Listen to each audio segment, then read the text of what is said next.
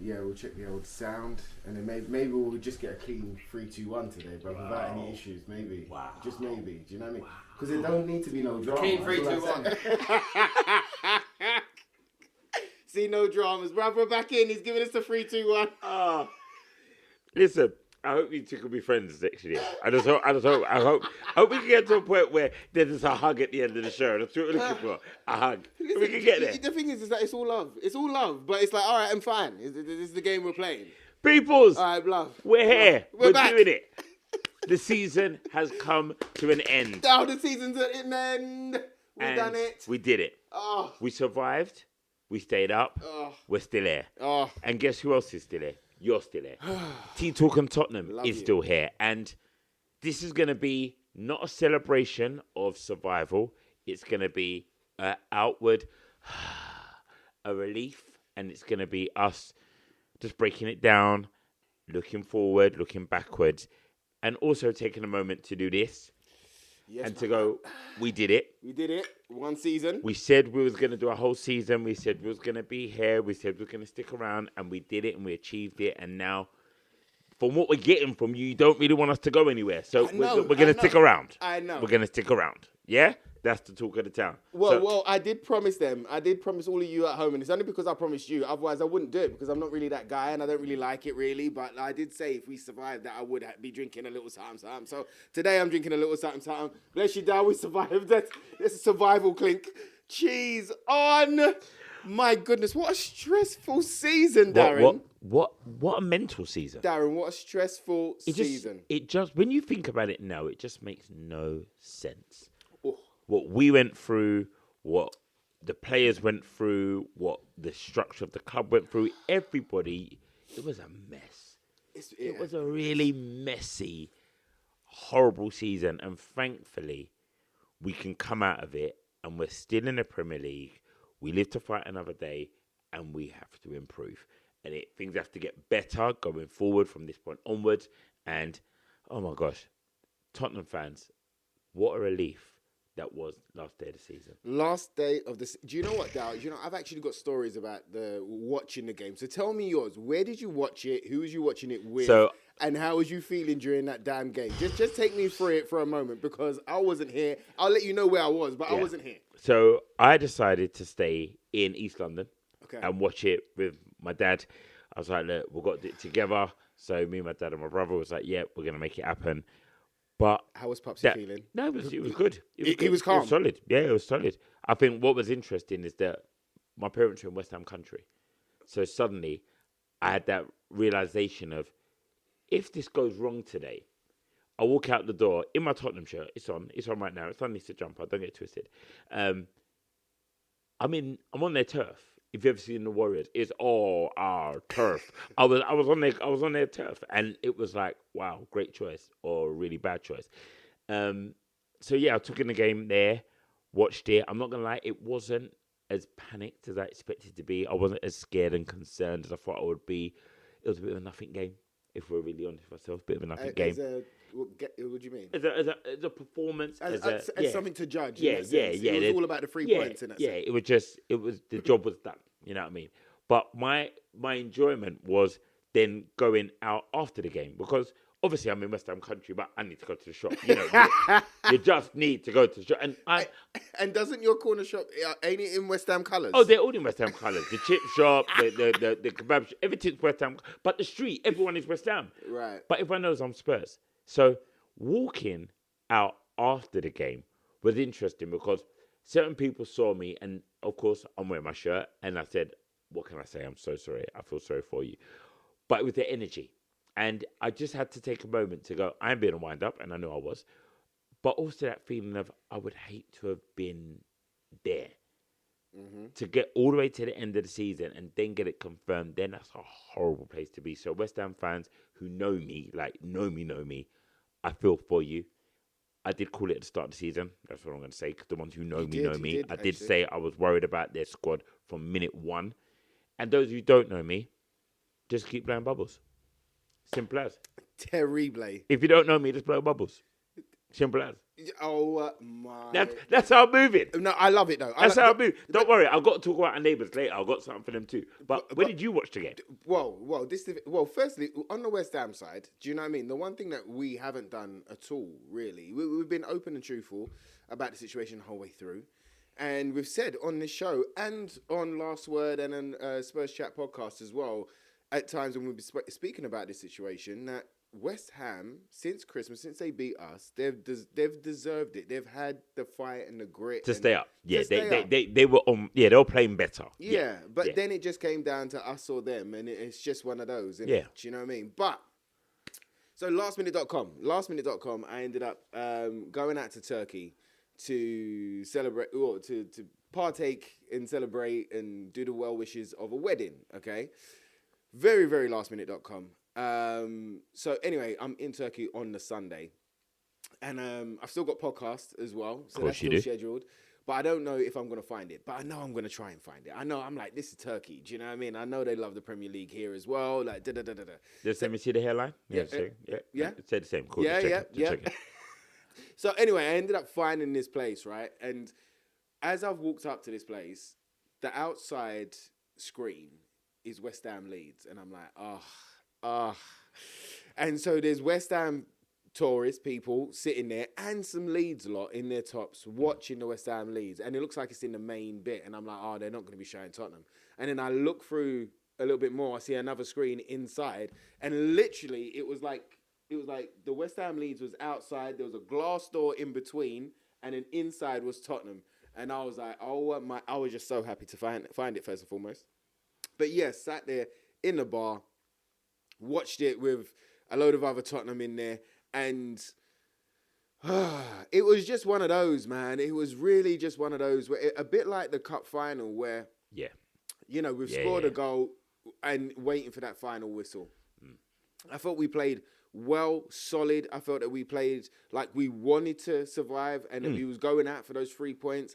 I think that the boys applied themselves fantastically up until like 60 minutes, where they almost ran out of gas at that point. Where they'd been pushing and pressing and pushing and pressing all of that time, plus had the one goal at that point, and it was just like I could see them on 60, 65 starting to just fatigue a little bit.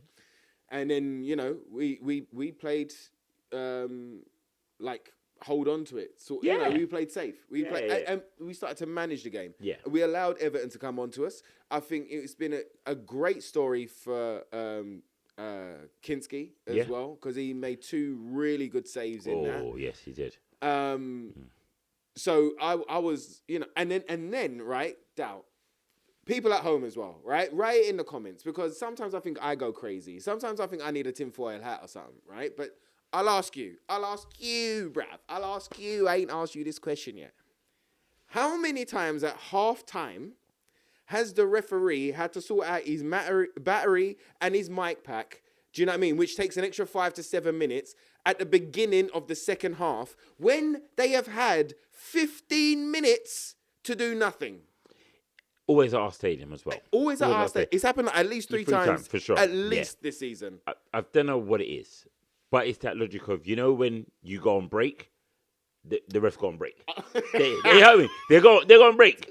It's 15 minutes. Them man don't care about the technology. The thing comes off. Them man are wandering around, then they put it on, and then they don't connect it right, and it's a problem. But they do it at lastminute.com, and it's a joke. However, played in our favour. It kind of, but I started to feel at that point a bit like conspiracy theory in that sense. Like, every time that we've come out or wanted to come out in the second half to come and do something, with that energy, you've been G'd up, you've got the message, you're fired up. Yeah, let's go, boys. Come on, you Spurs. You run out onto the field, and then it takes a 5 to 7 minute delay, and it just kills the energy and kills the vibe. So I'm thinking, have you done this again? Is this Premier League, or is this the PGMO, MOL and all of that? I mean, is this? And then the extra time done my nutting, because it was 9 minutes, but it ended up being 13 minutes, and I was like, because everybody started to watch Tottenham at that point, right? Because every other game had been done. Yeah, all eyes on Spurs. And even where I was, it was hate Tottenham.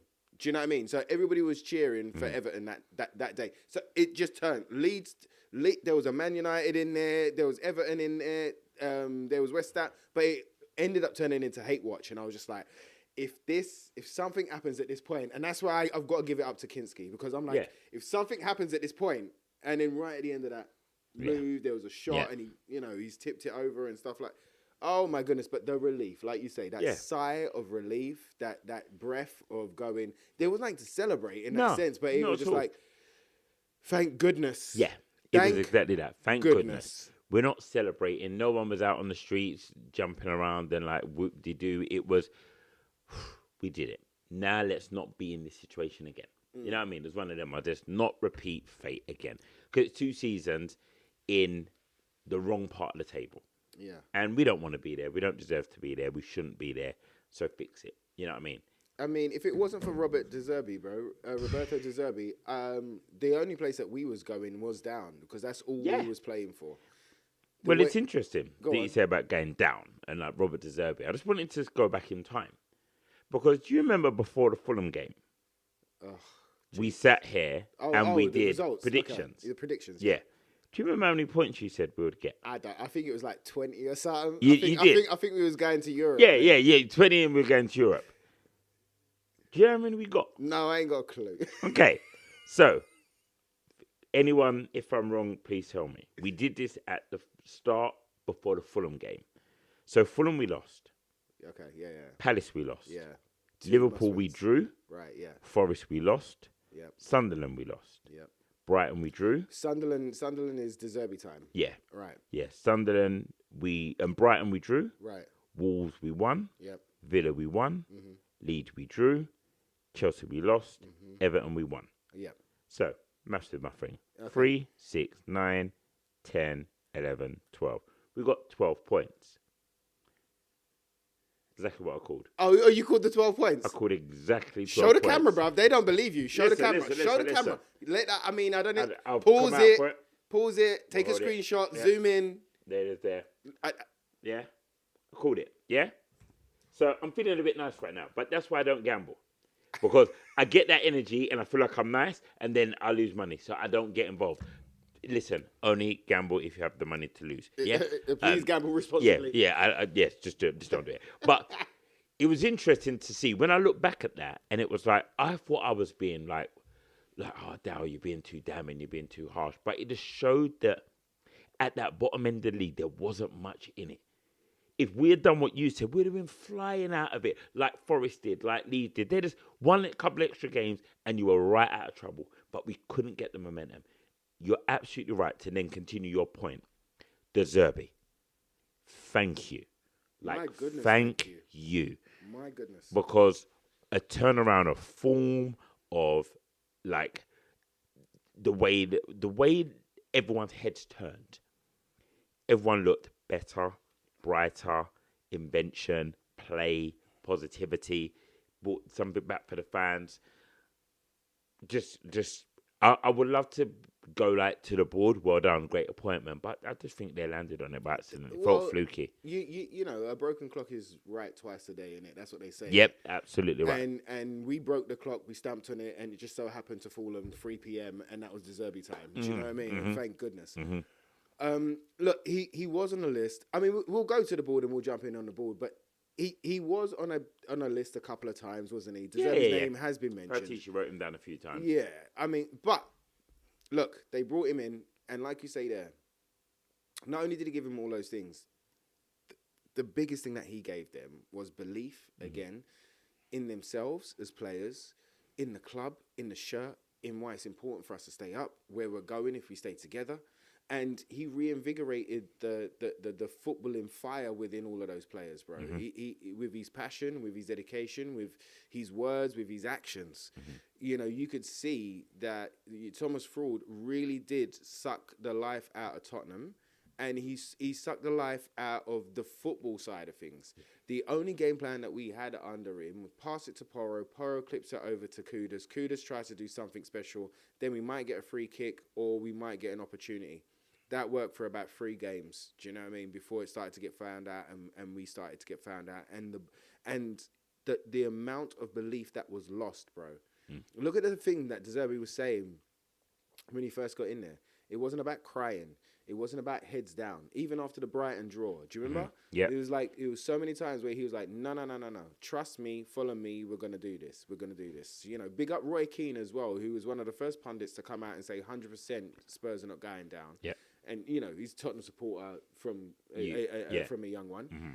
But, like, he was the first one to come out and brazenly say it. Everybody was laughing. And because everybody wanted us to go down, bro. Like, the league wanted us to go down. Yeah. And we didn't do ourselves any favours until De Zerbi turned up and he woke that squad up. You look at the difference in Mickey van der Ven, who, you know, I love him to bits, who is a Dutch player who comes from football. He comes from football. You have to play football for him to be, you know, G'd up. You can see him under Ange, and Harry performed under Ange. And the fraud and Tudor came in and just he lost belief in everything, bro. The shirt, the club, the project, the direction, everything. And it was De Zerbi that went, hold tight a minute, and his approach and his words and his way got us going forward. Do you know what I mean? Got us kicking on. And we haven't even begun yet, bro.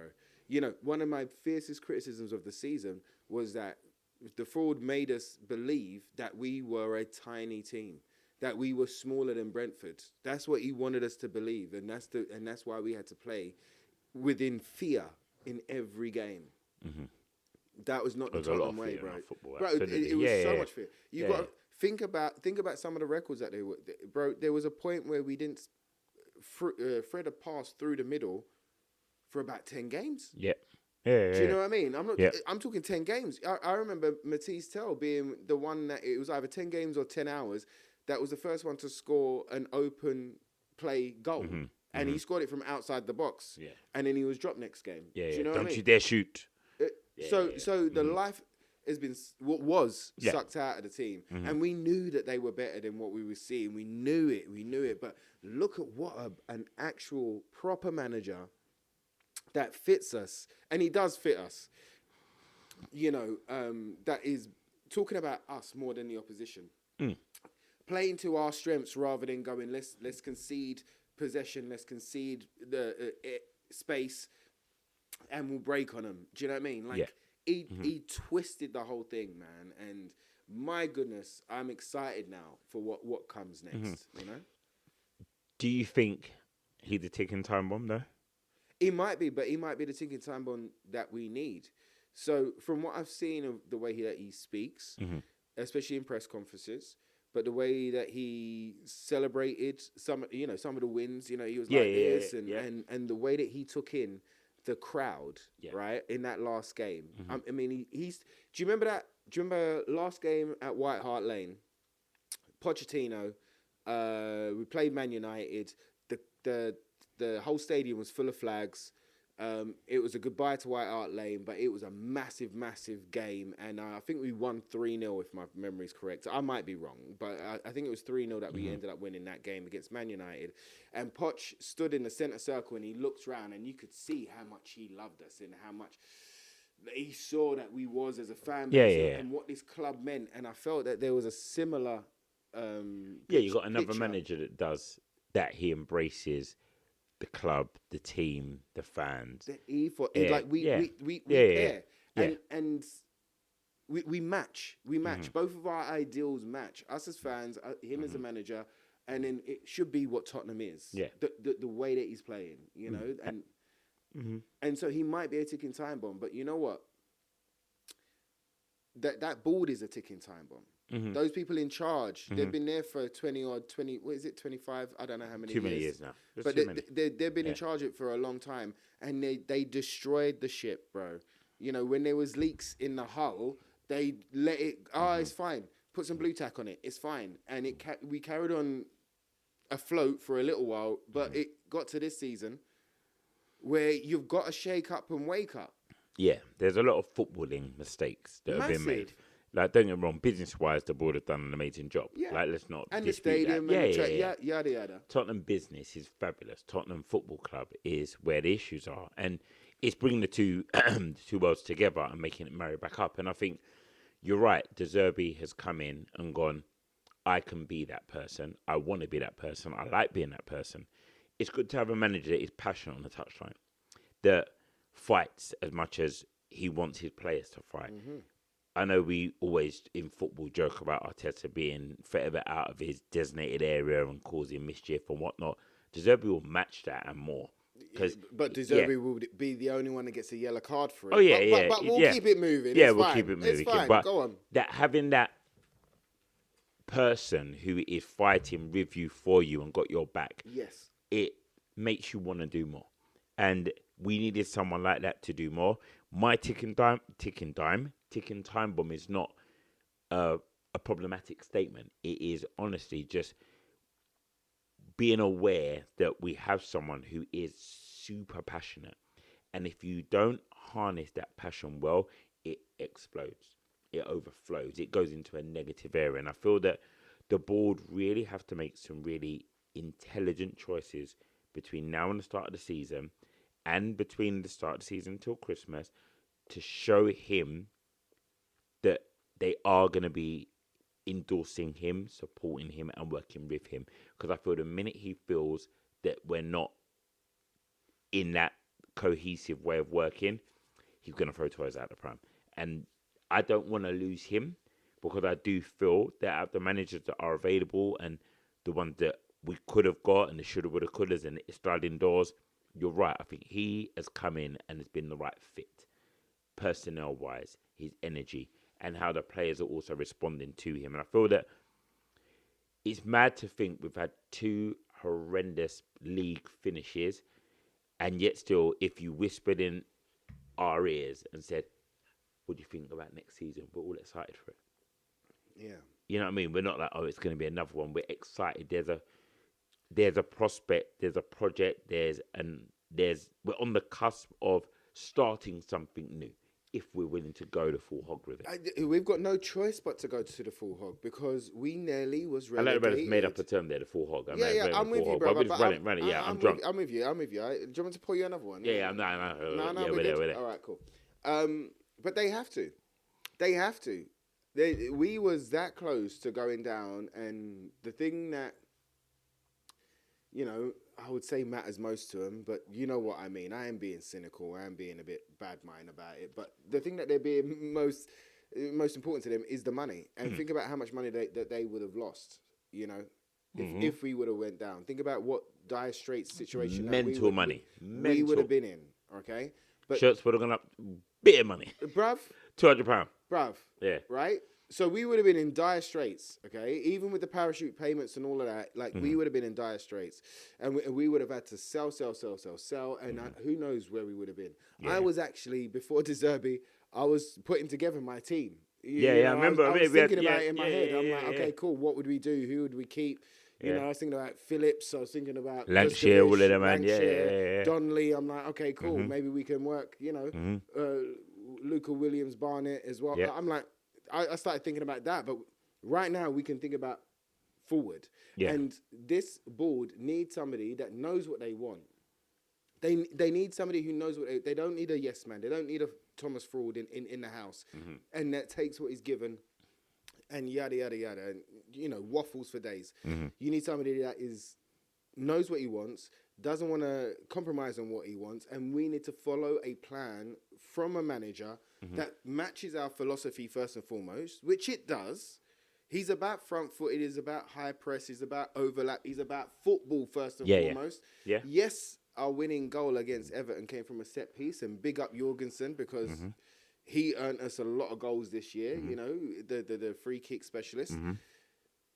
But it's about football first. This is what I thought the fraud was about. It was about football first, and then we put the cherry on the cake, which is these extras, the throw-ins, the free kick. That's the extra. Yeah. But it must come from the football first. But this is what he's doing, and we haven't even started yet. He could only give to the boys what he could give to get us out of the situation. He hasn't even jumped in on them yet, and you give him a 5-year contract, you pay, I think it was 15 mil or something like that. That is his salary. I don't know whether that was per year. I think it might have been per year. I think it might have been 15 mil per year. But anyway, if you're gonna make that type of statement in getting him in, if you've seen the turnaround in the playing staff, in the coaching staff, the energy within the club, whether you're on the table, medical table, or on the training pitch, that everybody's like excited to be back on the field. These are all big, massive signs that you've got to take into account. And so now it comes down to, okay, look, we know we've spoken about the board, and you have heard about the board. We know all season. Right now is your opportunity of change. Right now is the time to start making the statements. And from what has started at this time, we've brought in Robertson and Senesi on frees. Senesi hasn't been done yet. It's been confirmed, isn't it? It got confirmed the other day. You know my thing. Until I hear from the player or I see them holding a shirt, nothing is official. Well, that's the only reason that I mentioned it, because I saw them holding the shirt. Do you know what I mean? Okay. But yeah. I haven't seen, at this point of recording, I haven't seen Senesi do that. Okay. I've seen Robinson's video, and I saw the official club release with his name on the shirt. Haven't seen that for Senesi. So I'm just holding off. Okay. I've been bitten too many times. I'm with you. PTSD's mad up. That's why I'm not even mentioning like links. The other two that are close, the winger and the defender. There's no point in mentioning them until they're holding the shirt.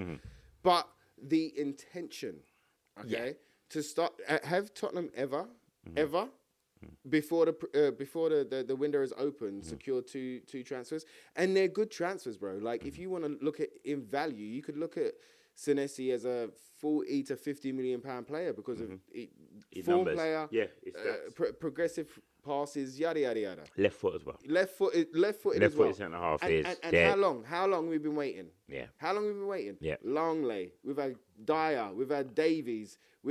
How long we've been waiting? Left side's been a problem. And then Van comes and in then and left no backup back for him. Yeah, no backup. Now Robertson, who has signed, I've heard some grumblings and I hear it, but I think, I almost think that the grumblings are a bit mad. They're unnecessary. He's of age, yeah, experience. Yeah, he's got a Tottenham link. I think his dad or his granddad supported Tottenham. He wanted to come to Tottenham. That's why we was linked with him in January, even though he was in that situation, right? Yeah. So he wants to come. He's a great mentor. From what I've heard from my boy Nick, who I was away in Turkey with, who's a Liverpool fan. But he's one of those that looks after, but mentors the young ones. He's there as a teacher. He's there as a leader. He's there as a person that when trouble's ahead, you look and you go, oh, we've got Robertson type of play. You've got to look at Liverpool's season. They dropped him, brought in a new left back. Well done. And then Kirkes, that fell apart, and they brought Robinson back in. Yeah. And I spoke to a lot of Liverpool fans, and they were like, he was our best left back last season. Like, the season just ended, he was their best one, and now he's gone, and he's asked for a free. And a lot of them are upset. Yeah. That he's come to us. They're like, yeah. He's still got... Yeah, he's still got legs. We're not trying to say that he's going to come out there and be a world beater, but he's got that natural ability to put a ball in a dangerous area. If we get the right attacking players, he can do a job. And we know that Udogie is a wonderful player when he's on form and when he's 100% fit.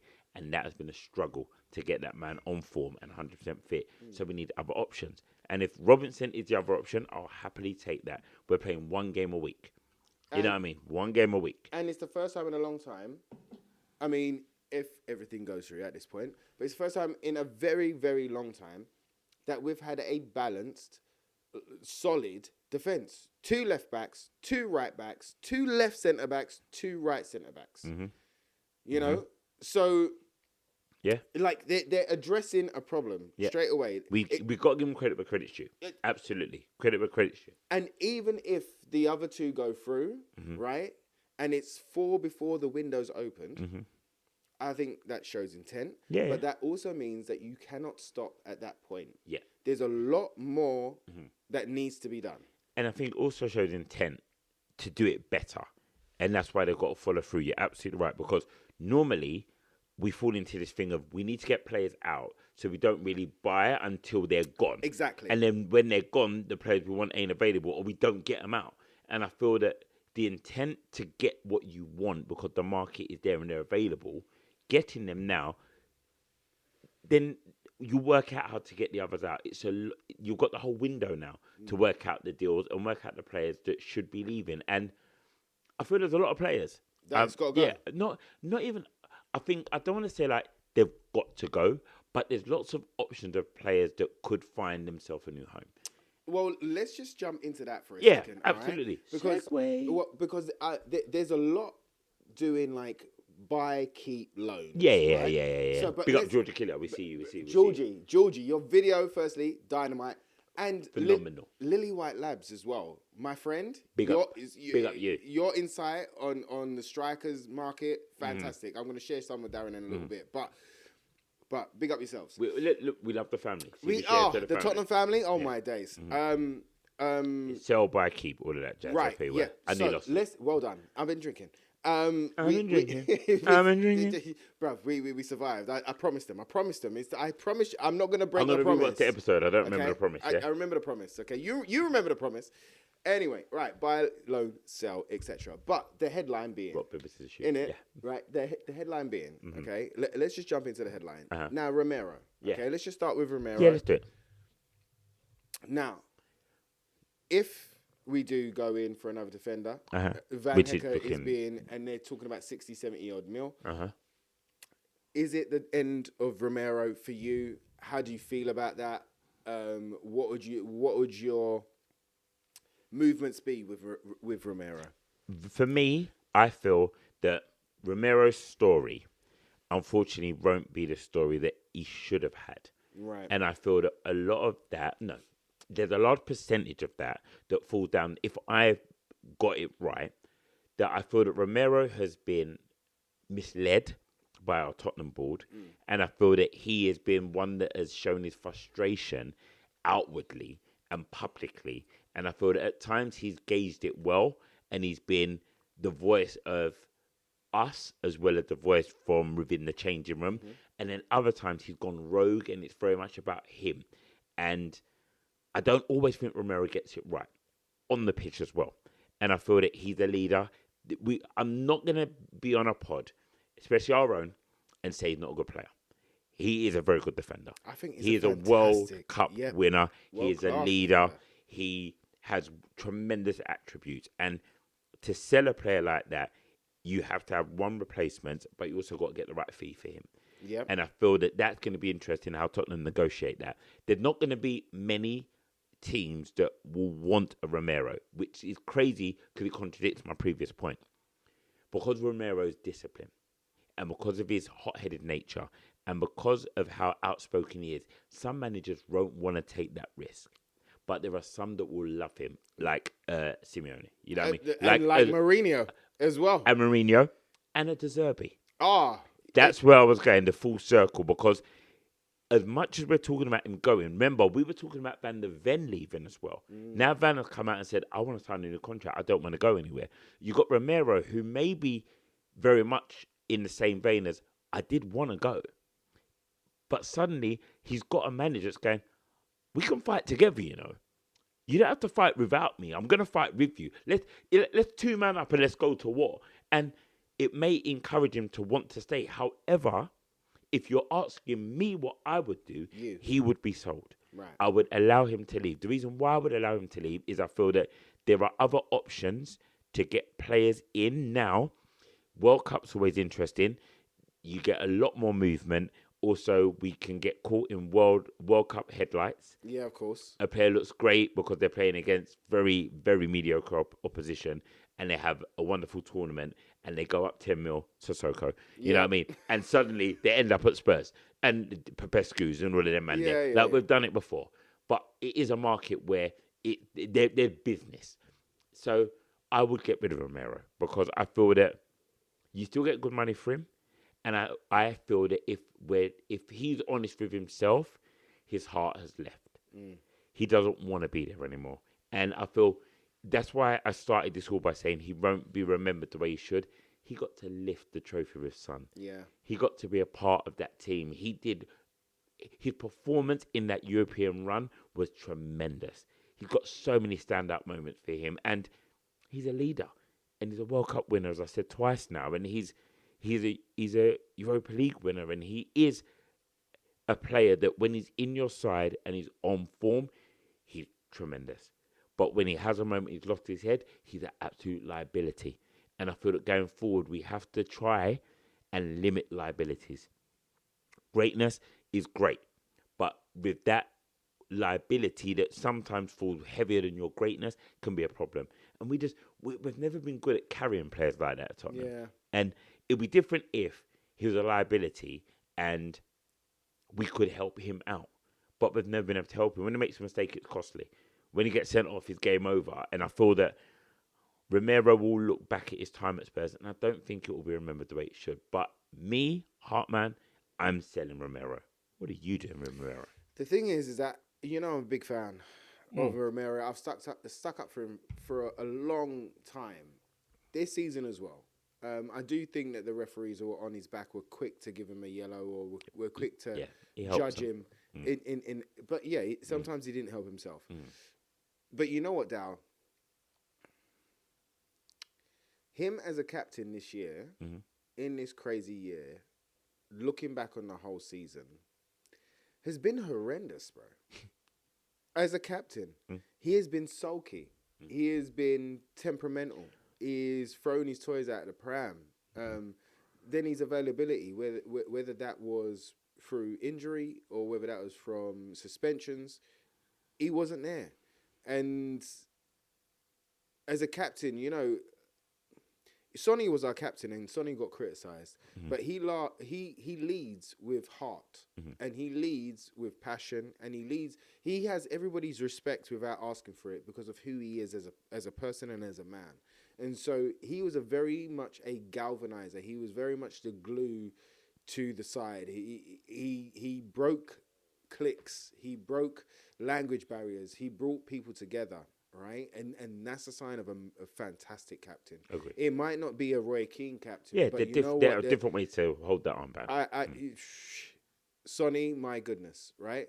And then after having that season, that European League win with Sonny, with that madness going on, and yes, the ball did foul Romero as well. But you go in with a new contract and the armband, and it was the bully in the class that got told off.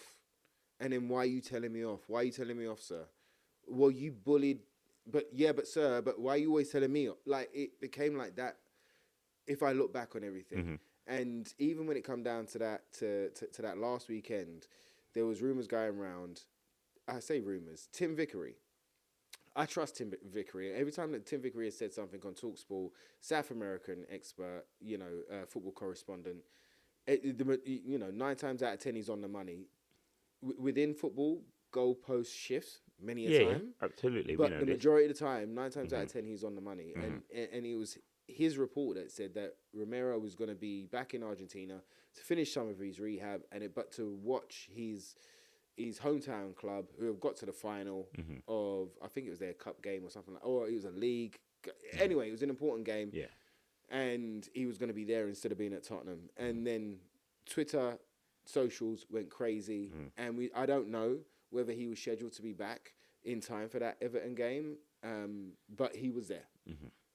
And he celebrated that Paulinho goal, with everybody, like it meant something to him. But at the same time, you look at all of those things and you just kind of go, I love you, Romero, bro. I really do. And I'm going to try and remember the good times. Yeah. And I'm going to try and remember the outstanding performances that he had for us. And we needed a defender like him when he came in. But for that last season, bro, I would have to say sell him. Sell him at his peak. I think he would be fantastic for Simeone or a Mourinho. Yeah, or Mourinho, I think Mourinho would love him. Them two together, nightmare. Right? Think about Rudiger together. And Rudiger. What a nightmare. Right? You think about Carvalho, you think about Terry's that he's had over the years. Like that makes sense for Mourinho. But and again, there's a lot of Argentinian South Americans out there. Atletico as well. Yeah. So he's got connect. There's space for him. There's room for him to move there. I will wish him well, but you know what? I'm not upset if he goes because we're already. It seems. We're trying to make moves. Yeah, we're trying to make moves. And again, we can't believe it until we see it. Well, no, even can't. I'm just going to be nice and clear. You're going to get no speculation talk from Not either from of us. us. We're not. Like, when we finish this pod and you got to the end of it and then transfers start to happen and new, we're not commenting on speculation. No. I'm not doing it. You know why? Because it does nothing for us. We start talking about something that isn't ours. When it's ours, I'll talk about it. Absolutely. And I respect everyone else who will talk about it because you're building the hype, the excitement, and all of that. But my PTSD and the heartbreak that I've been through and the heartbreak that he's been through, we just can't do it. So that's our choice. And we still love you. And we'll still be here. Yes. And we'll talk about that later. Yes. But right now, we're going to stay positive. Now, our midfield. Yeah, going into the midfield. It's who's the sell. Okay, let's... It is that. It is. Let's start with Paulinho, all right? Paulinho, do you want to sign him or do you want to let him go? You know what? I can't just do it like that. And I'm going to explain why. Because I feel it's understanding the dynamic that De Zerbi's going to want. Yeah. Because you've got Bentancur, Archie Gray, Paulinho if you sign him. Bertval. But if you look at those three that I just mentioned, you're deep lying. That's what you're looking at. You're one that are picking it up, your quarterbacks. Who's in and around that area? Bertval, you should really be a little bit further forward. Papsar, further forward. Gallagher, further forward. So it's how many you want for each area. Paulinho makes sense because he's, I think, of what I've always been a great champion of him. Yeah. When he was at Fulham, when he came, I like those type of players. Ball winners, make it look easy, but also what he brought to us was goals this year. He's got some very, very important goals. So he is more box to box than people give him credit for. And also in the Zerbi system, those of you who are watching, there were a lot of times when we had the ball on an attacking sense, and he would drop into a right back position to give Pedro space. Like centre back at times. He's his football knowledge, his football IQ's high. And I like players like that, and I've got a lot of time for them. So, would I sign him? It feels like a bit of a no-brainer. But the issue is with signing him, I then got to remove others. So, if I sign a Paulinho, I'm looking at people like Papsar, Basuma, and maybe someone else. Well, Basuma's out of contract. But Basuma just hands around. Yeah, but I think we've got the option. I think we need him to go. We need him to go about 3 seasons ago. Easy. Being real, I know he did all right in Europa at times, but now for me, he needs to go. No. The reports that started coming out about Basuma. Not he's just his antics. I'm talking about reports in training. Yeah, he got his passport now. He's good. He's certified. Let's just call it what it is. He's got his passport now. He don't need to go nowhere. He's certified. He's good. He can do balloons outside faces. He's certified. But let him go on a free. Forget the option. Let him go on a free. Yeah. Let him get out of Spud him at the gate. Paulinho, I think, firstly, we have a lot of midfielders that can do a lot of jobs, but we don't have too many specialists. And 100%. He is a specialist in that job. And I think that even if you're looking at like 2 players for each role, and let's say it's a midfield 2, so you want 4 players in that role. Yep. I still think that you could have Paulinho as a 5th, as a tool in the box to bring out. You know, we really did miss Højbjerg, who came on a lot of the time in his last season to shut out games, to sort games out, and to get those points over the line. Yeah. I think we can use Paulinho, who is an upgrade on Højbjerg, I think. And I think that I think he's deserved it as well. Not only is he a specialist in his position, bro, but he's got heart, and he fought with passion and everything that he had to get us over that line many a time, and under 3 different managers. Under 3 different managers, he saved us at the back and scored goals under the fraud, under Tudor, and under De Zerbi, bro. All right. And so for me, like as a 5th, as an extra screwdriver in that toolbox, I would have him. But then the question to me comes is like, again, Basuma gone, but then it's like Bentancur or Sarr. If we can get an upgrade, I think it's because I don't think Gallagher's going in. See, that's where I was going to go, right? Because when you look at it, right, Bentancur is a deep-lined central midfielder, picks it up from the back 4, sprayed the pass, holds position. Paulinho next to him goes, I'm just breaking down play and go. In the De Zerbi era, going forward, again, this is why I get so annoyed with Tottenham. I love them, but I get so annoyed because we buy players and bro, how many times have I said it to you? What is their job? I don't. Yeah. You've said it 100 times. Explain his role, because to me we have 4 of him. So what are we doing? And Gallagher, Pap Sarr, Bert Bell all feel the same. Their energy, their runners, their legs. Now, Bert Bell, you look at and you go, he's an investment. You don't want to get rid of him because if you do it the Tottenham way, he's the one you make more money on. It's not even that. But you know Tottenham. You know what I mean? I'm doing Tottenham, not how I feel. Okay. Like looking at books. Yeah. So you wouldn't want to let him go because he's not at his ceiling yet. You'll get more for him later on. But Pap Sarr also kind of falls into that area a little bit because he's still very young and he's still developing. But again, he plays anywhere and nowhere. Gallagher has shown glimpses of the player that was at Chelsea. Are we going to play that way under De Zerbi? Because again, this is where I get worried about who sanctioned that signing. Who said that's what we needed? Because now you've got him, selling him seems like you're rubbishing him, saying that he's not the one. But you go, Maddison comes back in, Xavi Simons come back in. If Kulusevski comes back, you go, where does Gallagher play? But then this is the other question, Dal. Xavi ain't coming back until January. But right? I totally hear you. Go Maddison's just come back from an injury, so Yep. we've got to be careful with him. 100%. Right? He hasn't. Did he start? I don't think he No, started no, again. he hasn't started again. So No. he's going to have a pre-season. Yep. All right, and he goes into next season, but we have to still be careful of those knees. Mm-hmm. Okay, so he's there. We've got Gallagher that was playing in the 10 at times.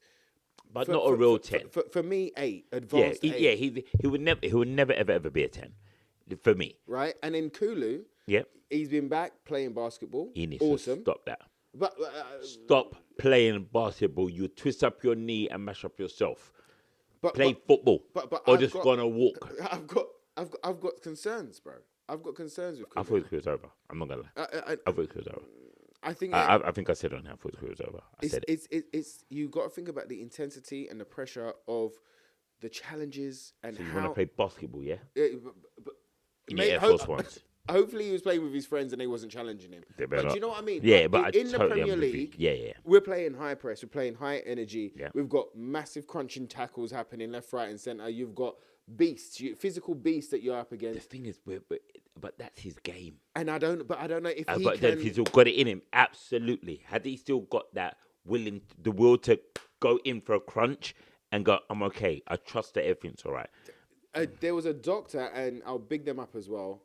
We are Tottenham TV. Right? Big up the man, them. There was a doctor that came on their show that was a knee specialist, and he spoke about it. And he basically said he was speaking about the cartilage, and that it was almost like aerated. It was almost like an aero chocolate. You know what I mean? Like it's Aerated, yeah. I don't know whether I made that up or I remembered it, but The way you dropped it, aerated. Yeah. Go on. But the cartilage basically. It needs. You can't do anything to repair the cartilage. It just needs time to heal. Okay. And when you're in intense sport where things are rubbing and grazing against each other in an intense environment, it's just. So I don't know where we are. Kulu was a knock supposedly. Yeah, with a knock. He's been out longer than Maddison. Maddison's come back. Yeah. And I really hope that we do see Kulu again. But even if we do see Kulu again. He is a bencher right now. He is another one that we've got to be careful of the knees. We've had long-term injuries now. There's points where the board have got to start thinking unemotionally about whether they can do the damn thing. Hold on. Because I feel this is also something that we do at Tottenham. Go on. Is worry. No, not even worry. Because we like someone, it's hard to get rid of someone. Kulusevski, we've loved him. Yeah. He's had moments of brilliance. He's not been awesome. He's been good he's had flashes. Yeah. You know what I mean? If he comes back and doesn't hit the ground running, are you willing to let him go? I think that we have to move forward without thinking about Kulusevski this season. So I don't think, you said there. Yeah. But we've got Kulusevski there. We've got blah. I haven't got him in my equation. Okay. I've got him in the squad. I haven't got him in my equation. Okay, because that's where my thing is about our squad. Our squad's too big. So in terms of space, if I can't think about him being a part of it, why am I holding on to him? And that's what I'm trying to work out. Yep, I Is hear you. if we've got two for each position, certain man may have to be sacrificed. And go. If we're saying Bertville doesn't go anywhere, Archie Gray doesn't go anywhere. They can't. You know what I mean? If then Gallagher becomes you can't go anywhere, if Madison becomes you can't go anywhere, we know that Simmons is gonna come back, but we're not gonna sell him, so he's not going anywhere. So suddenly, Kulu, if you're fit, and we've got Kudus coming back as well. Kudus coming back, but we also got Odebear on the medical bed until Christmas again. So, and that's where we've got to be mindful, is that we've got a lot of players. Our squad is so ill balanced. Jason McGovern, we know, my friend. Yeah. We know. I know. feel your pain. It Jace. does. We look at it, the squad does not make sense. So there's got to be some shrewd business in terms of working out who the outs are, because we don't have the luxury of a lot of games. You know what? One game a week. The thing is for me, though, it's like, so for Odebear, for instance, right? So for me, and Kulu, in that sense, for me, I can't even account for them in the squad. Like, I can't account for them totally in hear your mindset. right? I get it. And then if we hit January and they come back, my thing is you're either on the bench and you come on and we work you in, and then the season after we see where we're at, whether we keep you, sell you, or whether we integrate you into the first 11 because you've absolutely smashed it, or we send Odebear on loan, or we'll send Akulu on a loan, bro. If you want to keep him, bro, you because. The problem is, though... But I'm with you. Yeah. I know the problem. I know what you're about to say. But there's another problem, because if we move in terms of business, the way we're moving, it seems like we're looking to buy somebody ahead of Odebear and Tell already. Yeah. So, again, we've had this argument. How many people play on that left side? Yeah. So, if we're buying someone ahead, that's free on that side alone that we're just talking about. That's Tell, Odebear, and...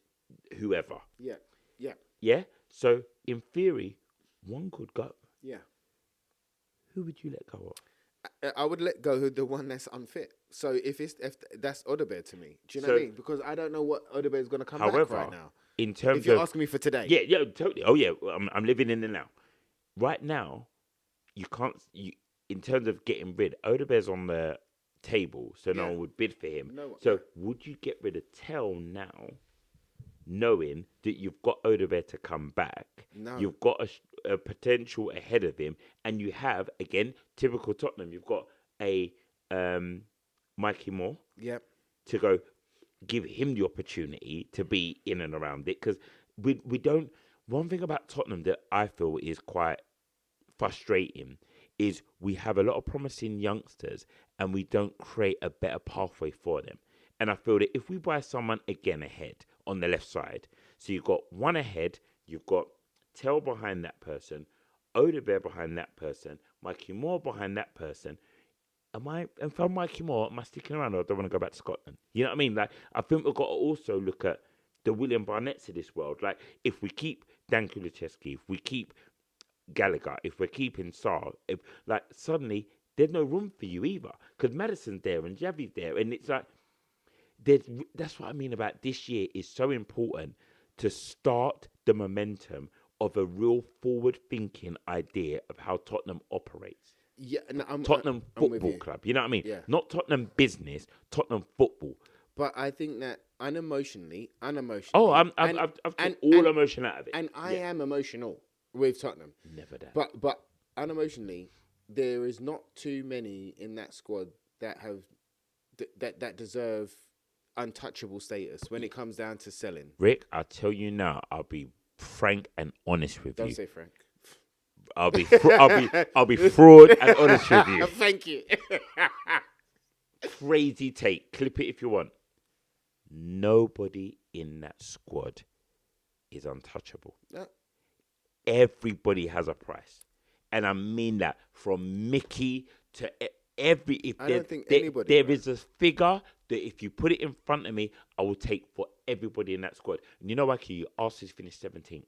So it's not like you guys were superb and you're telling me, like, we're amazing, we're great. I can only go on what you gave me. And at times in the season, a lot of people underperformed and didn't show their best self. So if someone's offering me a paycheck and offering me a number, that then I can potentially buy someone who wants to give me something. And if the Zerbi says I'm willing to let you go, I'll let you go. But as the chairman, if I had chairman boots on, I'll go to the Zerbi and go, everyone has a price tag unless you tell me no. Bro, Everybody. There ain't. Like I said, I mean, I would have Porro. Or I would keep Porro. I would have him off the table for me. Yeah, everyone's different. That's why I don't think. That's why I went bold so that Yeah, we could see what you say. no, I don't think we've had a better right back since Carl Walker. I'm I like sorry. that. Yeah. Doherty, Emerson Royale. You can go through him if you want. Oh, I've been there. Stephen Carter works. We know. You're You're absolutely right. Right. You're absolutely right. So, farewell the lot. Yeah, I'm there. And his availability, his passion again. Yeah. Even when he reared up to the fans, he done that because he cared. It wasn't because he was with attitude. Yeah. It was because he cared. So there ain't too many untouchables in that squad. For me, you've also got to look at like, for instance, even Maddison. We've been waiting for Maddison to get back. It's great that he's back. But for me, if I look at it with his age and after this injury, he's got for me, he's got a year at Tottenham. Yeah. He's got next season at Tottenham before we start to look to ship to sell him and bring Xavi through and bring the whoever that is. Yeah. You know, because they're looking at other number 10s now as well. So whoever that is, I look at it and I go, all right, cool. Well, Maddison, you keep around for the next year. Fantastic leadership. You give him a go. Whether he's a starter or comes off the bench because of the knees or whatever the case may be, okay, fine. But you're squad planning ahead of the time. You got in your head that next year we're gonna put him up for sale. I just realised I lied. Go on. Because I did say about 2 minutes previous, which someone has already put in the comments. But don't worry, I got the rebuttal. The Archie Gray and Bert Bell probably wouldn't have been sold by me. So that they were the two that I probably would hold on to, and everyone else would have a price tag. So I do alter myself. So comment 3, I'm so sorry I upset you. But now you said it, and now I've rebutted it, and they're like, oh, but I've already wrote it now, but it's fine. I'll still put a heart on it. I still love you. Yeah, and the thing is with Gray and Bergwijn as well, we can't let them go on loan. No, pointless. No. Yeah, there's one more year before they're homegrown. Yeah. So we haven't kept him in the squad. They haven't been utilised. I think under De Zerbi, I think they've got a new lease of life. I think that De Zerbi didn't play them in the last couple of games because he lent on experience 100%. And he lent on 100%. Those that know the job at hand 100%. And who he could rely on. That doesn't mean that he can't rely on Graham Bergwijn. It just means he didn't want to put that pressure on their shoulders. And also for Bergwijn, I don't think they know where to play him yet. What do you think? I think he's an 8. What do you think? Yeah, you know what? I don't think he's a 10 right now. I'll be really real. If he ain't an 8, he ain't got a place at Tottenham. Simple as that. Because he's not a 6. He doesn't win the ball. No. He wouldn't be above. I don't like him at left wing. I don't like him at right wing. No. Too isolated. And also, there's a term, jinky majinky. You know, he's not that type of player. He's not going to drop a shoulder and slide past you and blitz you with pace and whip a ball in. He wants to be a little bit more technical. He wants to be involved. And I feel that he's an 8 that could progress to a 10 in time. But right now, he's not there yet. And I feel that's where he needs the management and the care. Someone like De Zerbi, right? Hope. Somebody like De Zerbi. You know, I would say a bold thing now and I'll blame. Let's be bold. I'll blame it on a drink. Yeah. But he reminds me of a very, very young. Take it easy. Comment I ain't 7. said it yet. I want comment 7 to be just about this. Comment 7. Why did they get me? I didn't even say it yet. They knew where I was going and I didn't even say it yet. I don't even know where you're going. Go on. It reminds me of a very, very young Kevin De Bruyne. It's just a very, very young Kevin De Bruyne. Energy-wise, the space amongst the field, his vision, his tenacity, he ain't nowhere near it yet. This is like early De Bruyne. This is almost. I know, right? This is almost a De Bruyne before Mourinho, and then Mourinho got rid of him. Do you know what I mean? Off to Wolfsburg. But we've got him very, very, very, very early. I think he's a fantastic player. Under De Zerbi, I think he's got a fantastic future. But like you say, he needs to be nurtured. The same as Archie Gray needs to be nurtured in his position. Yeah. Do you know what I mean? And Archie Gray is a 6. You shouldn't be making him be anything other than that. So you go Paulinho. I would go put Paulinho, Gray as your 6s. Do you know what I mean? So we said in Bentancur then. But wait. There's Bentancur, and then we've got Bergwijn, right? Yeah. Bergwijn, Gallagher. Yeah. Yeah. Yeah. So for me, it's either Bentancur or Sarr. Now, that is a very difficult decision for me. Yeah. I think Sarr's got a great ceiling. I think he's got a great engine. I think that he was the best player for the first 3-4 games. He was my untouchable at the beginning of the season. Literally, then Bentancur was the best for the last 3. Yeah. Yeah. But Bentancur come back to life. It was the same thing. I think he had the same thing that Mickey had, which was like, what is this? What is this football? Like, under the fraud. Yeah. And he lost it, and he was like, you know what, forget it. And then De Zerbi came back and went, nah, man, we're going to play 1-2. He was like, we're going to play 1-2. So we saw a different Bentancur. Yeah. Or we saw the Bentancur that we know. Yeah, so because when he came in, I loved him. Culture, football culture. Again, football brain. But again, somebody who's come off of a knee injury, a long-term injury. Yeah. And yes, he's playing and he's fit, but do you go, can we upgrade him? Yeah. That is, I don't think that is going to be the question for the summer. Can we? And if we can. If it's a choice for me today between him and Sarr, I have to say Bentancur. I think Bentancur has given us more. We've seen flashes of Sarr, but I'm a massive fan of Sarr. I think he could be phenomenal if he just puts on a bit of weight and grows into his stature. He could be a phenomenon because he can cover ground like nobody's business, bro. Listen, if we raid Crystal Palace and get like Mr. Wharton, would you take him? Yeah, 100%, because he's the upgrade on Bentancur. Like, he's the upgrade. He's your 8. He's your absolute ball playing 8. You put a 6 next to him who just wins the ball, gives it to him, and he's your absolute quarterback. I'll say a bold statement. If you've been a watcher of football, certain people in my lifetime play 8 as an absolute quarterback who set pace, tempo, and understand the game. And there's a real footballing IQ, and you don't normally see it that young. PLO, for me, was one of the greatest at doing that. And I see that Wharton has that in him.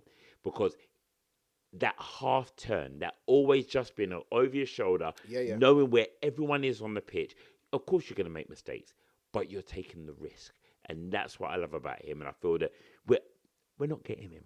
But a player like that makes me go, Bentancur and Sarr could go. You know what I mean? And then I keep Gallagher and I work it all out. Yeah. Like, when you buy specialists, then you can have freedom to open the squad a bit more. Because you go, I know you know your job. I know you know your job. Then you keep the handyman. But right now, we've got a bag of handyman. Well, this is it. And this is where the squad... So for me, Bentancur or Sarr, or if you're going to upgrade both, then I would take both of them on the sale. Yeah. Okay, up front, Solanke. I think this is probably the last headline, I'm not sure. But Solanke, Richarlison. You selling them? You upgrading them? Well, for me, they're all up for sale. If I could get a pretty penny for either of the two, they would go for me. But the horrible thing about football right now is I don't see where the striker is. Okay, so, all right, let me jump in on this one. You jumping in? So, striker. I fed him well. Segment. Striker. Vlahovic on a free. I've heard he's leaving. Vlahovic on a free. Now, all he needs is the right wages. If we're increasing this wage structure palaver, it should be an easy one. On a free, bro, you're saving yourself a good, easy 50 mil. Yeah? He's got a good sprint over short distances, not over long distances. That's what Deserbi needs. Short sprints over, and he's very good at those. He's got a killer eye. He's got a killer head. Right? He's got killer feet, bro. You feed him, he will score. He does remind me of a Berbatov in that sense. Okay, Vlahovic, and I think that he would work for us. He can't be the only option. I think that, but if you brought him in and you sold Richarlison, I think another one. Richarlison for me. Okay, top scorer this season. That was hard. With 11. It still hasn't broken 13, you know? Yeah. Still hasn't broken 13 in the whole time that he's been in the Premier League for whatever club. But anyway, there's a lot wrong with Richarlison. I love his passion. I love who he is. I love his personality. But first touch, second touch, not good. Killer instinct, not good.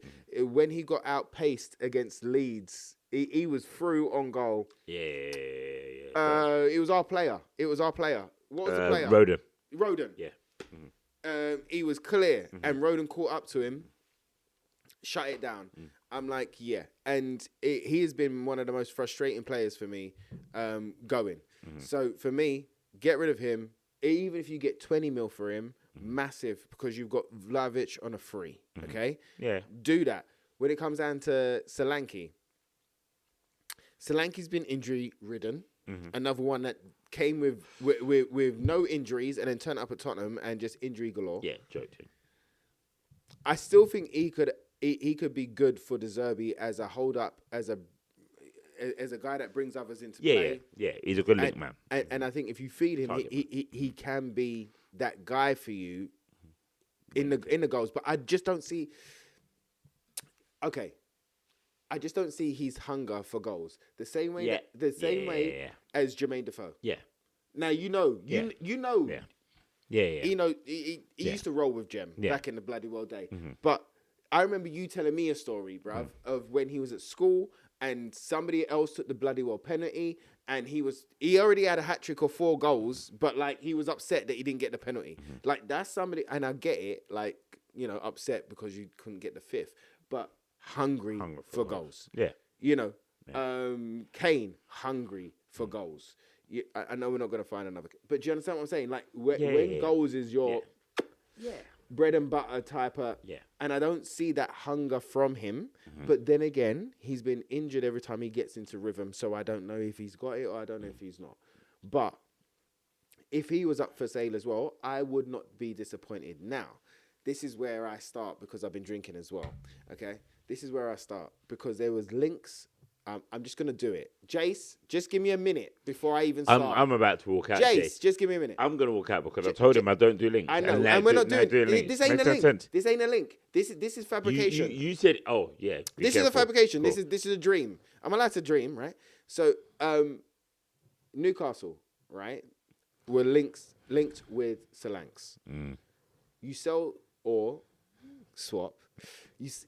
I know where you're going with 45 million. You get in Bruno Gomes. Oh my days, bruv. Our midfield is cooking. If you get Bruno Gomes for Solanke, and then let me just talk to you about striker market. Go back to the striker market to replace him because I'll let that slide before I get cussed. Right?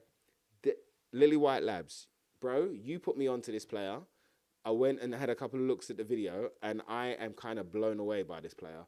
Young player playing in the Danish league. I think it's Midtjylland he's playing for. His name is Frankelino Ju.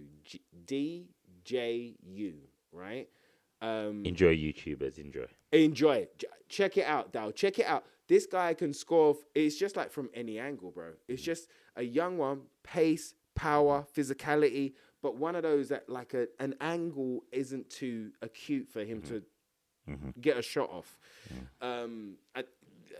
He looks really good, bro. So I would do something like that where you get somebody experienced that knows, like Vlahovic, and then you partner him, or as a second option, you have somebody who is a running behind the lines and that can score from any angle, Franklin Jew, and then you keep Lancashire for me, bro. For me, out of the young ones, Dane Scarlett or Lancashire, I am so impressed with Lancashire. Not only what he done in the lower leagues, but his attitude and his approach to the game.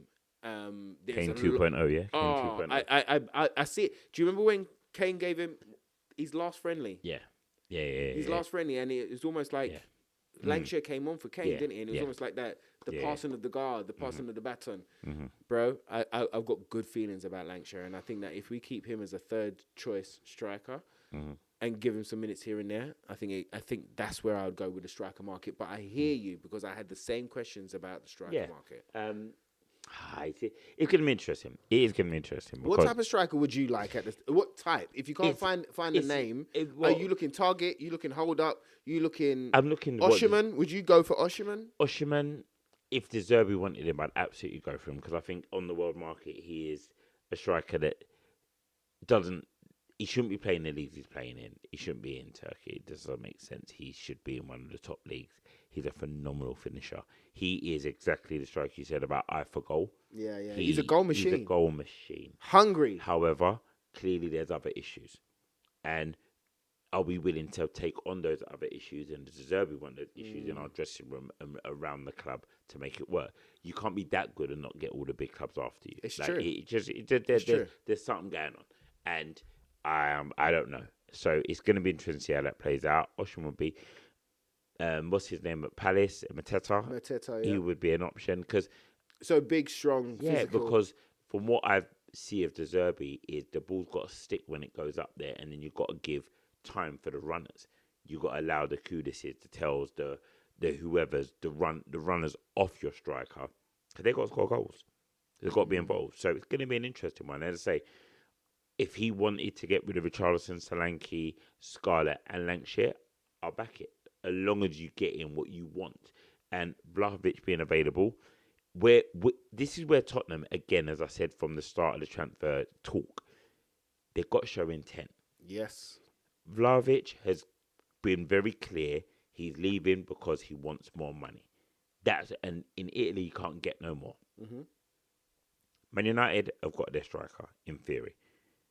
Liverpool have got their striker. Arsenal have got their striker. Chelsea have got their striker.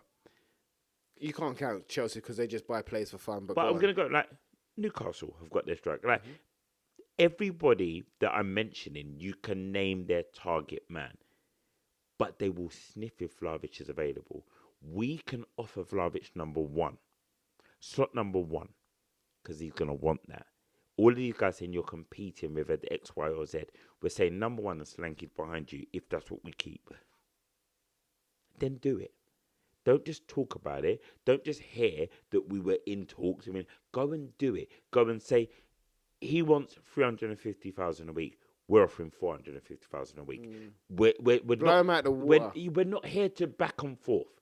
I'm coming with the case. Sign the contract. 4-year deal. 450,000 a week. Let's make it happen.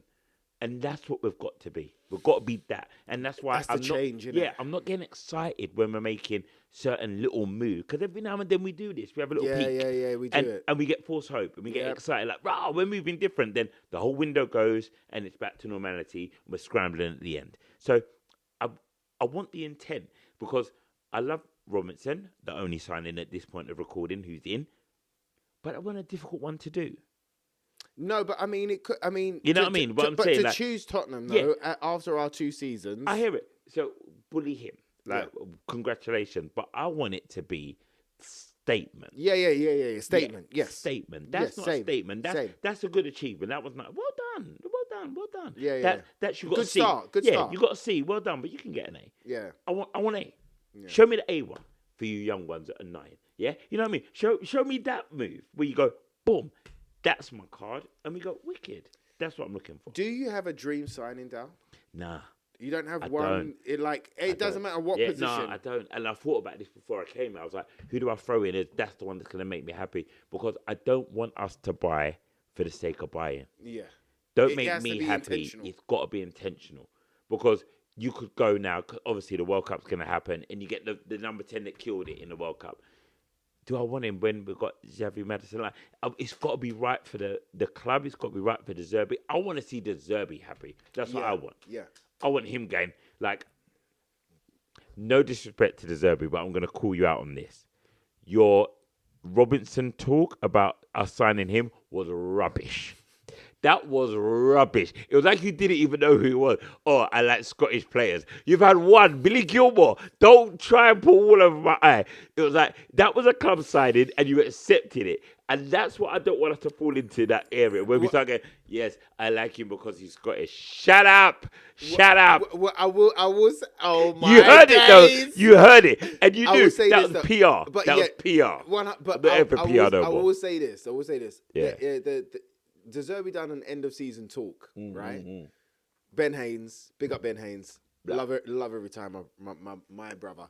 But the Robertson talk was in the same space. De Zerbi was wearing the same clothes. So like Ali Gold said this on his latest video as well. It's almost like Ben's gone, listen, look, just in case we do sign Robertson, can you just say something? And he's just said something. I like him. He's Scottish. Killed me. No more of those interviews. No more. Do it properly or don't do it at all. All right. Okay. So, no, but they have to. They have to back what De Zerbi needs. Back what Zebby needs. I Simple as think. that. I think Dow. We're looking at, and tell me what you feel as well. But I think we're looking at about 8, 9 signings. In Never, total. never. That's it. It's free windows. What you're saying is free windows. Yeah, but look, We do need that, but it's not happening now. It's free windows. I think it almost has to happen, bro. Hey, this is Tottenham. It ain't I know, happening. but this is the change. The right? last time we did that, when we spent the Gareth Bale money, and it was a joke. We're not going to do it. Yeah, no, You know what I mean? Remember that lineup of like the usual suspects? It was a joke. Oh my gosh, We're not doing it again. And I get it. We should be doing that kind of need massive 8-9. rebuild, but we need 8-9 over 3 windows, and that's where your theory comes back into play. He's on the sideline, so I'm keeping him, and let me look and see if we need to get rid of him. Like, if Kulusevski comes back, do I need to replace? Let me give you a try. And they're going to be, Odebear, are you coming back and you're firing? Do I need... So there's going to be a lot of that. So it's not going to be the 8 or 9 that you would like, because you've got to then identify 8 or 9 have to go out. Yeah, But we're not doing that. Yeah. But it's that. Look, if I look at the outs, right? But, Ashley Phillips, I think deserves a count. No. 2 mil. Yeah. Right. Dragusin. Okay. Basuma's gone. Kolomawani's gone. All right, but yeah. I mean, I know. One of Bentancur or Sarr's gonna go. Right. Richarlison goes. And Solanks. Yeah. Wingers we can't sell because we ain't got any. So the ones that we got to keep, and then we've got to build on that. And then the ones that are out, they've got to almost be assessed in January. That's what I'm saying. So Odebear, that will come back. Kulusevski that will come back. Xavi that comes back. When he comes back into the side for me. Not straight away as in, but you don't. He's the Maddison successor. He's gonna take the mantle on. So you keep him in there, but like you use him the best way that you can, whether that's off the bench or starting or rotating with Maddison. And more than likely, we're going to have an injury by January anyway, right? So there is a whirl of players that we should get rid of that would give us between, I reckon, money back in the coffers. I reckon between 100 and 120 mil. You got to think that Romero alone, I mean, look, the reports are saying 70 mil for Van Hecker right now. 60, 70 mil for Van Hecker right now, who we're looking to bring in, who, if does come in, is a De Zerbi guy, right? Works with him before, knows the system, yada, yada, yada, yada. I'm not. I'm just saying intent, right? Right? But if you look at his price, 60, 70, how much is Romero going for? How much is Romero going for? World Cup winner, one in every final that he's been in. He should be 70, 80 mil but player, he bro. won't be. So that's the interesting thing about it. And I think this is something that I've looked at over time. We've removed Daniel Levy from our negotiation process. And I know we all know, he drove a hard bargain. Are these guys going to be easier pushovers now? A club's going to come to Tottenham and try and bully us in terms of players they want? Are they going to hold? So there's all of that to negotiate and work out. That's why I don't think it's going to be... I want to be wrong. I don't think it's going to be fast revolving doors where players are in and out and it's all moving really seamlessly. Because, as you quite rightly said, what is Romero's cost? We've got the blind leading the blind up there. So the left hand saying it's 60, the right hand saying it's 75, and then they take 30 and work out who was meant to pay in the middle. So it's going to be, they've got to work it out. You know what I mean? They've got to work it out. So I'm not going to get myself like gassed that it's all going to be smooth sailing. Yeah. However, the intent is the clear thing that we need. And you're absolutely right. Remember, I'm backing you all the way. 8 or 9 changes are potentially needed in this squad. Going off the history of Tottenham, when we did that one window, it was an absolute shambles, and I can't trust them.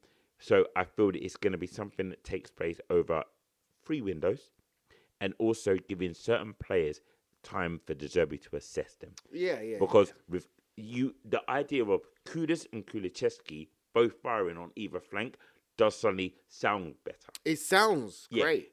If they can get it, great. Having an Odebear as a backup to either flank with his ability is great. what you then do with a tell. There's options and there's things that need to be worked out. That's why I want Tottenham to really. I hope they're having proper conversations about the balance of the about squad. the balance. And De Zerbi They is need in the that. conversation. Yes. Because I'm hearing that Ben Davies is going to sign another contract, and I don't know why. Like, just send him upstairs, let him be part of the. Because that's what I talk about. Like, let's not be too sentimental. Let's not hold on for the sake of holding on. And I think sometimes we do that as fans, but as a club, we hold on to people that one season too many. And I feel that this is going to be interesting. But it's interesting times ahead. It is interesting times ahead.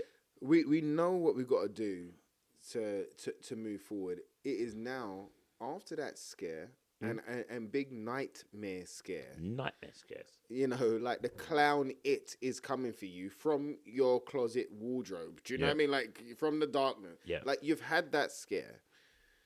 You can't go backwards now. No way. You have to learn the lessons. Backward is down. Backwards relegation. You have to do the things that you said you was going to do. You have to. And there has to be big money spent this year. I mean, just off the top of I'm talking like 200, 300 mil you got to spend. Maybe get 100 mil. Maybe get 100 mil back. But like you've got to go out to that level. Yeah. We're talking specialists. We're talking specialists, bro. We're talking players that are absolutely been targeted and identified for the skill set for the position we want them for. And they're not £40 million players anymore. Well, this is it. They're 50, 60 pluses. Right? Yeah. So I've got just a little fun question for you. Rude. I know, right? I'm going to see if I can find it. But, Dow, do you know how many number 9s Tottenham have had? Like actual number 9s? Because Richarlison is currently our number 9, right? Mm-hmm. And talks of him going out, da-da-da-da-da. Mm-hmm. I want to know, who was your actual favourite number 9? I'll read you some off in a moment, but if you can go over the top of your head about who actually played number 9. Pavlyuchenko played number 9. Les Ferdinand Chris played number Armstrong. 9. Chris even, Armstrong. Allen Iverson. Let's go. You had Teddy would be classed as a 10, not a 9. Teddy was a 10. Yeah. Klinsmann would have been classed as a. I think he would have been classed as your 9. He would be a target man because he played with Teddy. But I'm talking about the 9 on the shirt. Oh, 9 on the shirt. 9 on the shirt. Just who had the shirt. Yeah. Okay. All right. Who held the number, not the position. All right. Cool. I'm still looking. I'll find it. Well, you go. Okay. All right. My favourite of just the list there is Celeste. That for me. Yeah. Celeste was for me. Would be my 9 out of that group. Do you know, I really liked Pavlyuchenko back in the day. And he didn't do enough. Got my nerves. Got my damn nerves. Well, you know why it always upset me? Because I was a football manager guy. And obviously, it was him you had Pavlyuchenko. And then obviously you had before that is the era of like the Redroth Shevchenko. And when he came, I was like, you're just a B-Tech version of them, man. What I wanted him to be the A-Tech. Even the B-Tech, but it just wound me up. And I was like, here we go. We got Redroth, we never got Shevchenko. Then we got Pavlyuchenko later. I was like, we're just buying the wrong versions all the time. Typical Tottenham. Go on. Right. So the best number 9. I've gone Celeste already, so I've made my choice. I'm going to stick to it. You're going to stick to it, regardless of what I say? All right, we made a twist. Berbatov was a 9. Jesus. Rude. Berbatov was a 9. Now, let me just read out some of the other 9s. We all know who the rest is. No, wait. This is hilarious, right? Grazio Raziak. Wow, the definition of a panic buy. Yeah, right? What a haircut. Signed from Derby for $3 million. What a haircut. Right? Mop bed, yeah. Vincent Janssen. Wow. Won the Golden Boot in the Eredivisie at AZ Alkmaar. Yeah, right? 17 million, bro. Yeah. 17 million. He scored 6 goals in 42 appearances, bro. Another number 9. Roberto Soldado. Oh my God. 26 million. Yeah. He did have a goal scoring record of 81 goals in 141 appearances, but then came to us and then scored 1 in 81 after that. 16 in 76. Right? Richarlison, our latest number 9. Mm-hmm. We know about Richie. Mm-hmm. Canute, bruv. Canute was a big boy 9. Yeah. Both He done well. He done Done well all right, for done us. all right. In that period of time, he did. He He done held better it in down. Spain, though, didn't he? Yeah. When he what was went, it, Villarreal? Seville. Was it Seville? I know Yeah. they was playing in Yeah. yellow at one Yeah. point. Yeah. Les Ferdinand Yeah. is the number 5. Mm-hmm. Pavlyuchenko, number 4. Mm-hmm. Gareth Bale wore the number 9 shirt when he returned to us. Yes, he on did. When he came with loan. Mourinho time. Yeah. Yeah, the 9. Totally It just felt weird. It felt Yeah, it felt wrong. Yeah, it felt wrong. We can't. Yeah. Another left field one. Darren Anderton. Oh yes, he did have the 9. Darren Anderton had the winger. 9. Yeah, with his right winger's 9. Sick note. And then the number 1 in this list is Dimitar Berbatov. Yeah. You know what? I was for emotional reasons. I did say Les. I got to stick with it, but we all know. We all know that Berbatov would be. He's got to be. Yeah. You'd have Berbatov. I'll have Celeste. Yeah, no, but I'm with it because Celeste was also Tottenham boy as well. Yeah, he loved it. He lived it, and yeah, Celeste. Listen, we spent some money up there. We did. That's the thing. We can't say we don't spend money. We just always spend it in weird ways. Yes. And we don't get the specialist. Now, Rick, I know we've chatted well. I know we're not deviated too far off our normal standards. Yeah. One thing I do want to do is just address some stuff as we get to the end of our first season. Right. We kept our promise that we were going to do this. We have finished our whole season, and I'd just like to flag up that we do this here. We've got our secret producer who's not in the room right now. Yeah. Big up to him for 3, 2, 1. making it happen. 3, 2, 1, and go. He's probably zooming in on Ricky right now as I speak. Do it. Yeah, I'm giving the cue point. It takes a lot to make it happen, and our schedules are crazy, and we do it, and we love doing it for us and for you. And I'll be honest, for us first, and then for you. Yeah. Because we're not trying to do it to go, oh, look how great we are, how wonderful we are. We took our WhatsApp and we took our conversation that we don't get to always have and said, this is a reason to get us in a room together so we can talk football. And I, from both of us, say this, I really hope you have enjoyed it. We've enjoyed the journey. We've enjoyed the process. And thank you to people like Chris Cowlin, to Ricky Sachs for allowing us to be in the space too. Spurs Kings and Ricky have named a number of other pods Georgie, that we support because we're one big family, and I mean that. We're not here to separate the family. We're here to bring it all together and bring our standpoint. Next season is a brand new season. We will be going again. Oh, we will be. We're not going anywhere.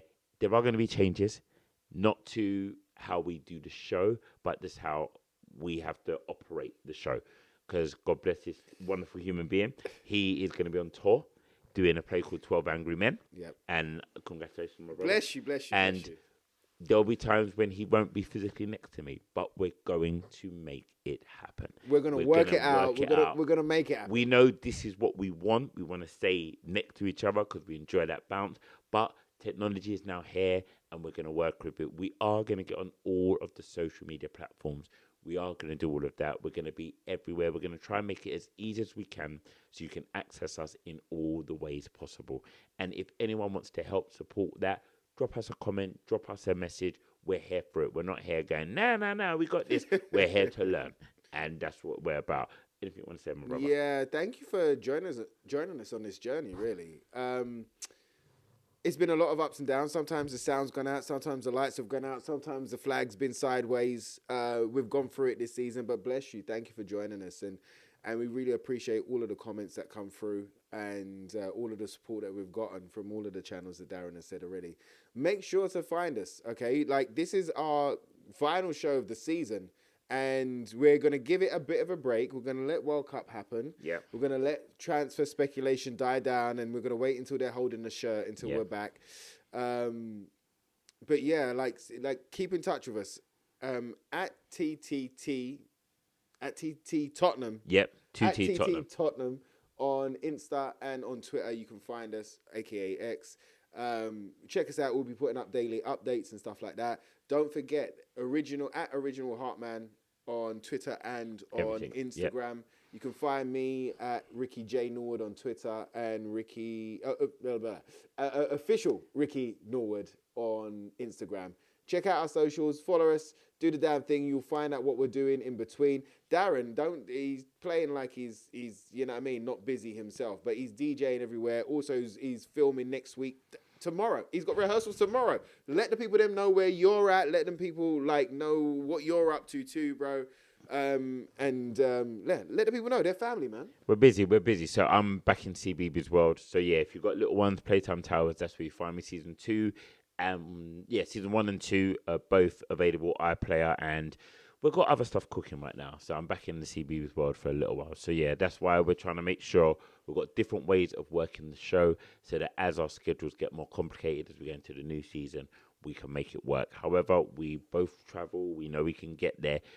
We will make it happen. We're making a commitment to you here and now to say we are going to be here and we are going to keep making it happen. And that doesn't mean that you don't stop subscribing. Subscribe, Yeah. Share it, let the people them know. And thank you to all of the new subscribers, every single one of you this season. Yep, from subscriber 1 to whatever 700, wherever we're at right now. All of you are important, and we love every single one of you. Bless you all. You've been amazing. You've been amazing. It's been a tough season. Yep. We've gone through it together, though. And whatever... We're going to have more jokes season 2. And whatever comes next year, I bro. feel like they're like a ad comment. You know what I mean? Yeah. Season 2. It Yeah, is. it's one of them. It's going to be exciting. The summer's going to be exciting. We're going into a new season. We're in the Premier League. We've got to get back to glory. We've got a proper manager, a proper Tottenham manager. We're going to have proper Tottenham players. And with that crowd behind us as well, my goodness, the sky's the limit. So let's enjoy this roller coaster of a Tottenham ride. And we'll be back on that roller coaster riding it with you. All right? All the family. So bless you. Love you. Make sure to follow us, find us. Make sure to share, like, subscribe, all of that jazz. And I look forward to seeing you in brighter days. In brighter days. We done it, Tottenham. We done it. Shall we get out of it? Run. No, wait. No, because he's going to zoom in now. Wait, no. You left your phone and everything.